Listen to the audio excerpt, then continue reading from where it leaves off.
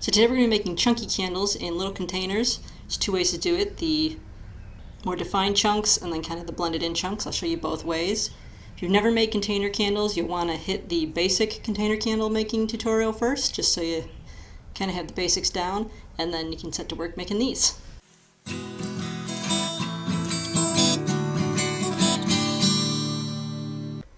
So you want to start by pouring some wax into a silicone pan. I'm just using a small bread pan, and you only want the pores to be about a ½ inch high, and use some kind of a dark color so that the chunks pop through. And then leave it to harden. Once it's hardened, just pop out your little rectangles and then cut them into chunks. You can either do this upright or flat, however you want to, and they don't have to be neat because you're just going to be dropping them into wax anyway. So I just cut them into strips and then broke the strips into little chunks with my fingers. Kind of make them a bunch of different shapes and a few different sizes. And then you want to get yourself some clear containers. These are some old yogurt jars. And you want to pour a little bit of wax in the very bottom, some white wax. If you're using the method where you just stick a candle in the center, then you can skip this step. But if you're making a brand new candle, then pour just a tiny little bit of white wax in the bottom. And then take your wick and stick it in your little wick clip. I'm choosing some cardboard ones that I made. Stick the wick so that it's right in the center of the wax, so that the wax will harden and hold it in place. And then once they've hardened, you can take the wick clips off, and the wick should be firmly in place.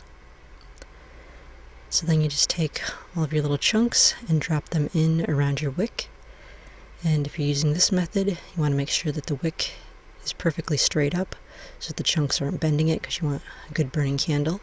If you're using the method where you just stick a candle, a pre-made candle in the center, then you can just drop the chunks in around it. Just take a taper stick in the center and drop the chunks around it.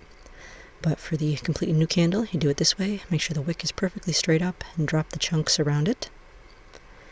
And then you're going to pour your white wax all the way up until it reaches the top of the layers of chunks. And then put your wick clip in place. Make sure your wax are perfectly straight up and down. You want nice burning candles, so you need nice straight wicks. And then you just let the wax harden. And while it's still hot, just tap the sides of the container, and that will remove any bubbles that might be hiding in the bottom of the wax.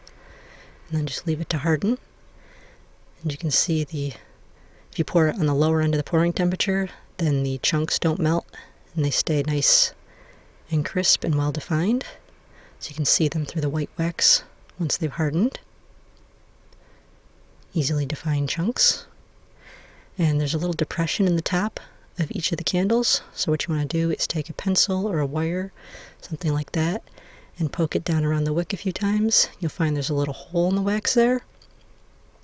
So you just take another little pouring of white wax, and you just fill that up so it goes over that and seals off the edges. Now the alternative method is to pour your wax on the hotter side of the temperature range so that your chunks melt a little bit and they kind of swirl around. You can see the difference between these two. The one on the left is the hotter pour, and the one on the right is the cooler pour with the more defined chunks.